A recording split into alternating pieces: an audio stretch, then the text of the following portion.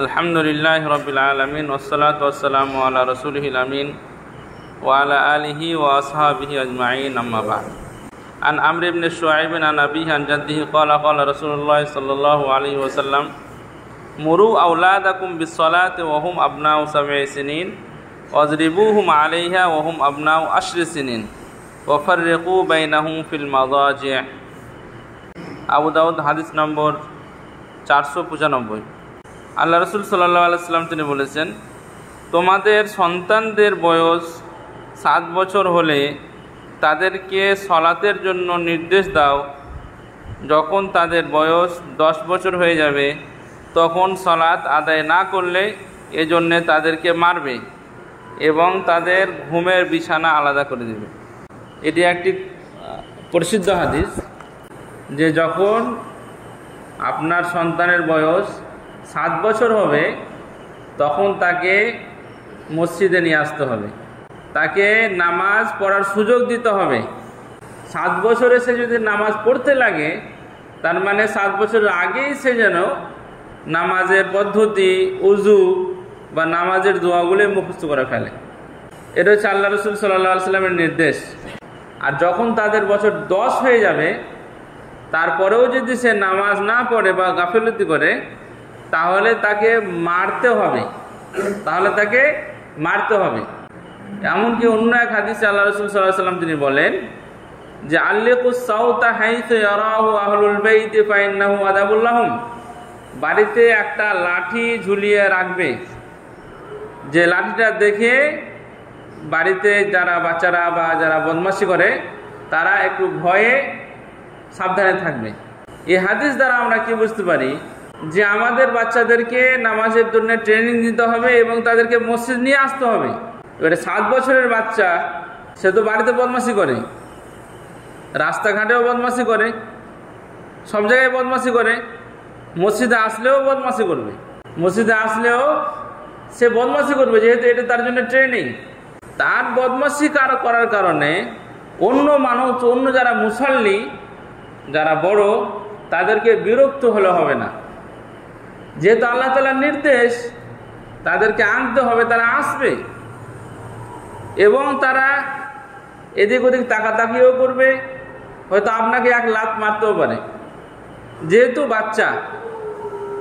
তো যেভাবে আপনার বাচ্চাকে বাড়িতে শাসন করেন, বসিয়ে বুঝান, সেইভাবে এখানে তাকে পার্সোনালভাবে বুঝাবেন।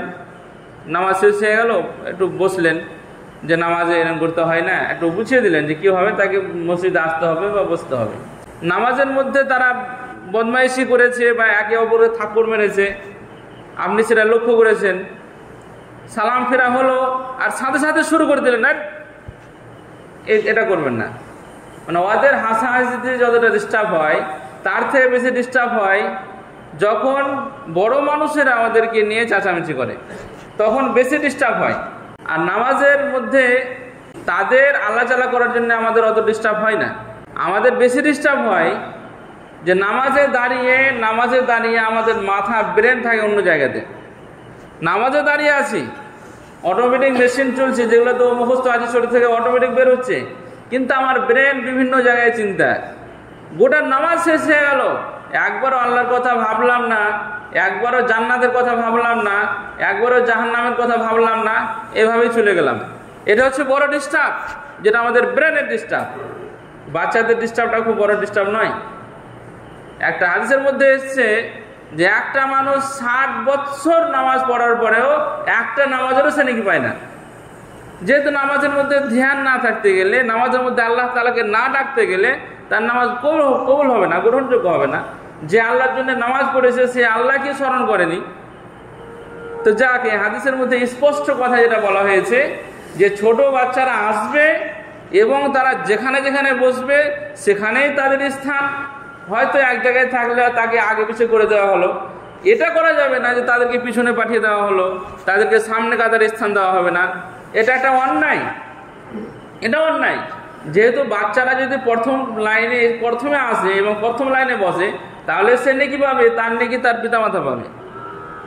তো কোনো মানুষকে বা কোনো ছেলেকে তার স্থান থেকে হটিয়ে দেওয়া হবে না, তাদেরকে সম্মান করতে হবে এবং খুশি হতে হবে যে সমস্ত নিষ্পাপ বাচ্চারা মসজিদের মধ্যে এসছে।